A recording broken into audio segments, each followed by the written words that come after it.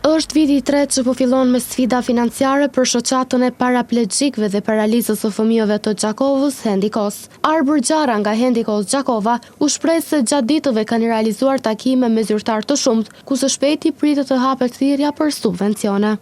Tashmo vetëm është publike, domethënë është e ditur, me qenë se ky është viti i tretë që po ballafaqohem me sfida, sidomos fillim vitet janë më të vështira për ne për shkak të procedurave të donatorëve. Edhe këtë vetë për momentin jemi me mbështetje prej Ministrisë Drejtësisë, po jemi në pritje për shkak se javën që e lam pas kishim një numër të madh takimeve me zyrtarë komunal të përfshirën kryetarin, kryesuesin dhe drejtorët e drejtorive. Jemi në pritje të hapjes së thirrjes për subvencionim prej Drejtorisë Shëndetësisë dhe Mirëqenies Sociale, e cila po besojmë se shumë shpejt do të hapet dhe do të krijon lehtësi për ofrimin e shërbimeve. Gjara tutje bëri të ditur se aktualisht janë 2 programe, ndërkaq njëri prej tyre pritet të finalizohet më 18 mars përnder të 21 marsit, ditës ndërkombëtare të personave me sindromën Down. Për momentin jemi vetëm me 2 programe, është programi i shërbimeve i mbështetur prej Ministrisë Drejtësisë, siç e potencova, është edhe një program tjetër i mbuluar prej Ministrisë Kulturës, Rinjisë dhe Sportit, me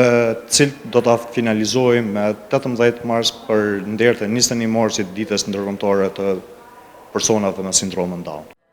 Si prioritet për shoqatën mbetet ofrimi i gamës së gjerë të shërbimeve, shtoi Gjara, duke potencuar se për shkak të fondeve, momentalisht ofrojnë shërbime vetëm për 40 fëmijë, nga rreth 200 sa kanë nevojë. Projekti kryesor për ne është ofrimi i shërbimeve për fëmijët, edhe pse në kuadër të organizatës kemi një gamë gjanë të aktiviteteve dhe të shërbimeve, mirë po prioritare, dhe për këtë arsye po potencoj që jemi të ballafaquar me sfidë, për shkak se numri i fëmijëve është numër i madh, janë diku rreth 200 fëmijë që kanë nevojë për shërbime, ndërsa për momentin jemi të ofruar shërbime vetëm për 40 fëmijë. Po e potencova që me mbështetjen edhe të komunës, për shkak se ky është viti i 6 në radhë që kemi mbështetje prej komunës, po besoj që ky numër do të rritet, po